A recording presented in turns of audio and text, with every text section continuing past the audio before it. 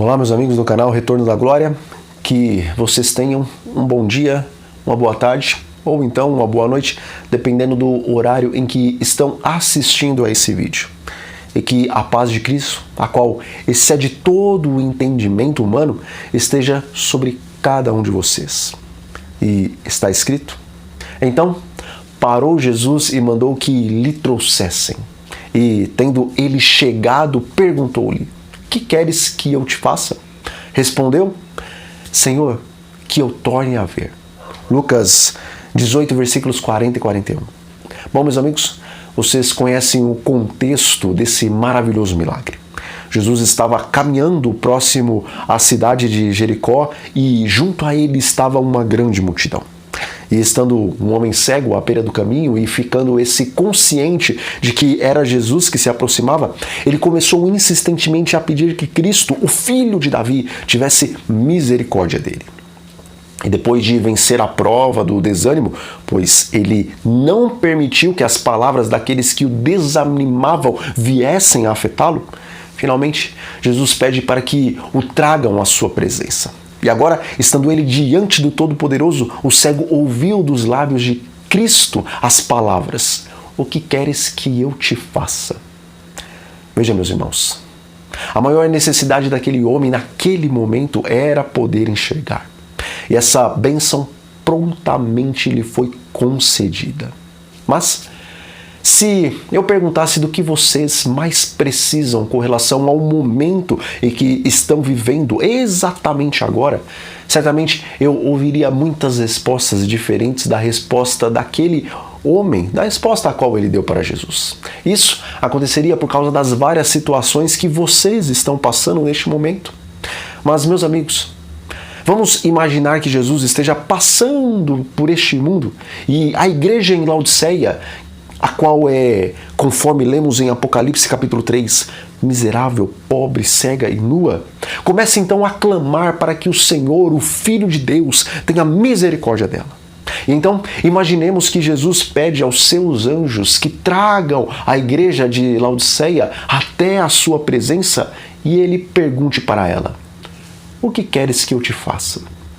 Bom, Bartimeu sabia exatamente o que ele precisava e por isso ele não hesitou um instante sequer em ir direto ao ponto, mas resolutamente ele disse que queria ver. Mas no caso de Laodiceia, será que ela responderia sem hesitar e iria direto ao ponto? Ou será que ela precisaria de algum tempo para pensar no que realmente ela necessita nesse momento para que ela pudesse então pedir para Jesus? Amigos, do que Laodiceia necessita? Diz o Espírito de Profecia: o que precisamos é o batismo do Espírito Santo. Sem isso, não estamos mais habilitados a sair ao mundo do que estavam os discípulos depois da crucifixão do Senhor. Mensagens Escolhidas, volume 1, página 411.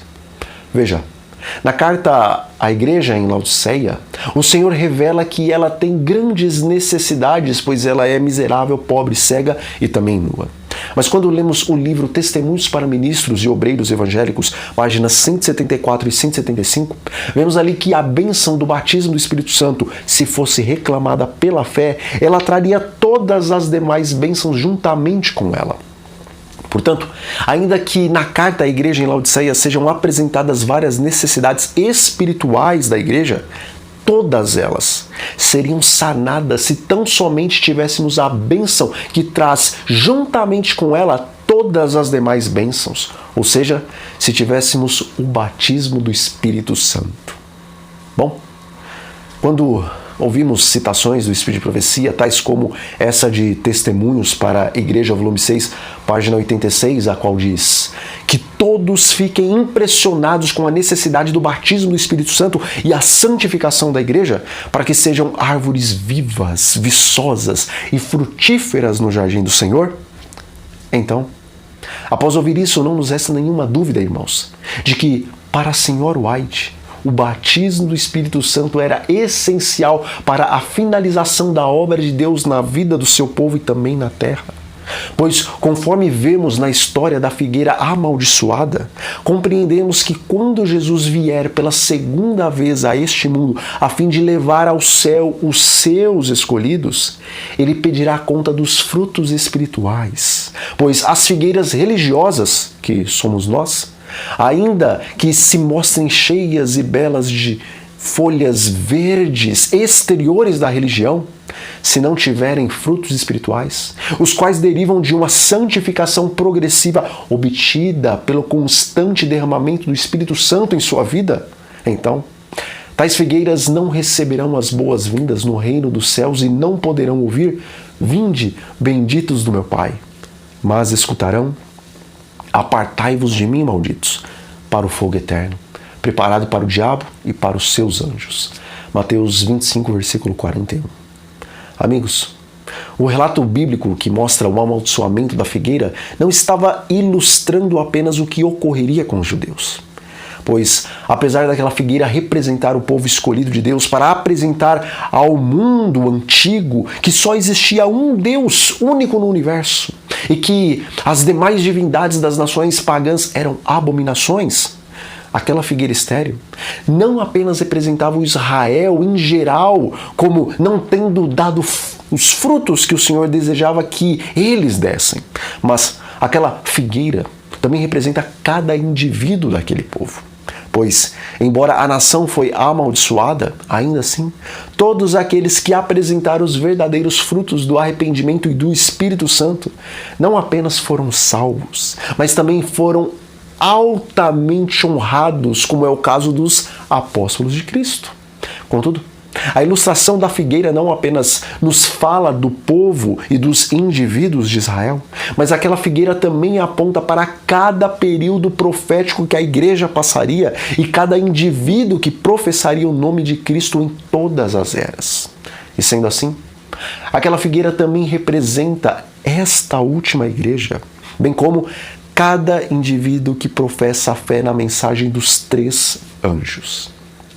E embora nós sabemos que esta igreja, no geral, não será amaldiçoada, pois é a última igreja profética e após ela não há nenhum outro período, conforme nós vemos em Apocalipse, no capítulo 3, ainda assim, Deus nos deixa um recado bem claro dizendo que todos aqueles que não produzirem os frutos espirituais serão também amaldiçoados semelhantemente àquela figueira e, por fim, serão vomitados da boca do Senhor. Diz o Espírito de Profecia: os cristãos são tão culpados de não serem cheios do Espírito como os pecadores são por não se arrependerem. E, na verdade, por possuírem mais luz, os cristãos são até mais culpados do que os pecadores. Mensagens aos Jovens, página 78.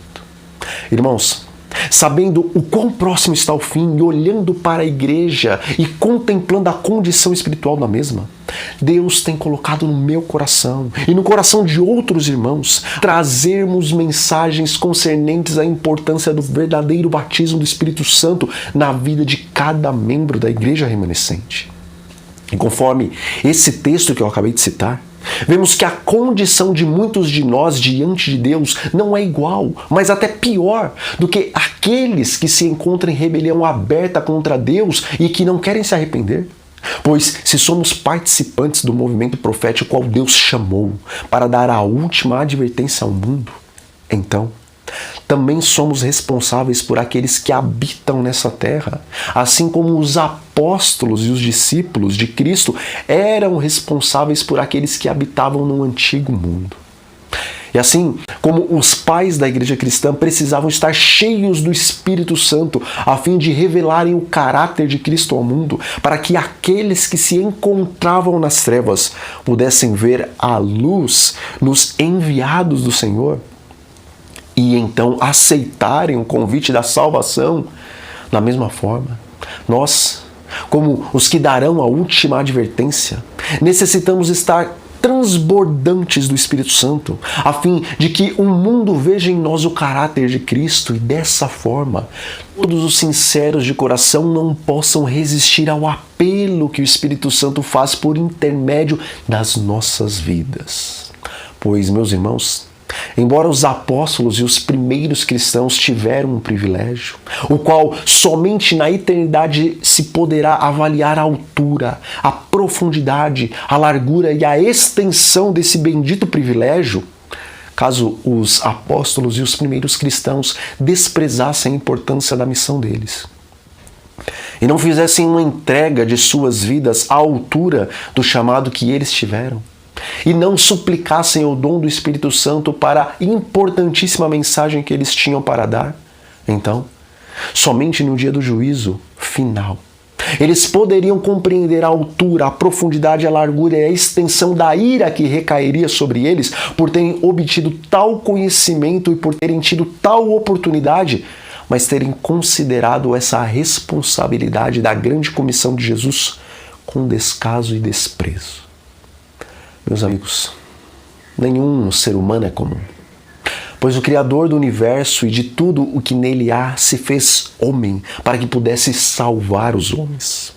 E nenhum ser humano é comum, pois esse Jesus que subiu ao céu, embora glorificado, ele possui sua natureza humana para todo sempre. E sendo assim, no trono do universo existe um Deus homem, um homem Deus. Mas a verdade é que existe uma classe de seres humanos ainda mais especial, e você e eu fazemos parte dessa classe. E a classe dos conhecedores da verdade presente, embora seja recheada de bênçãos que nossa mente é incapaz ainda de compreender, a verdade é que nós também fazemos parte de uma classe de seres humanos que tem responsabilidades as quais a mente finita ainda não é capaz de compreender. Portanto, meus amigos, esqueçam as coisas comuns que ficaram para trás, lá nas águas batismais, e pensem como soldados de Cristo.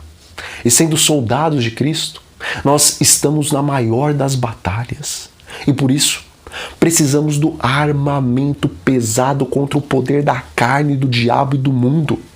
Nós precisamos do batismo do Espírito Santo.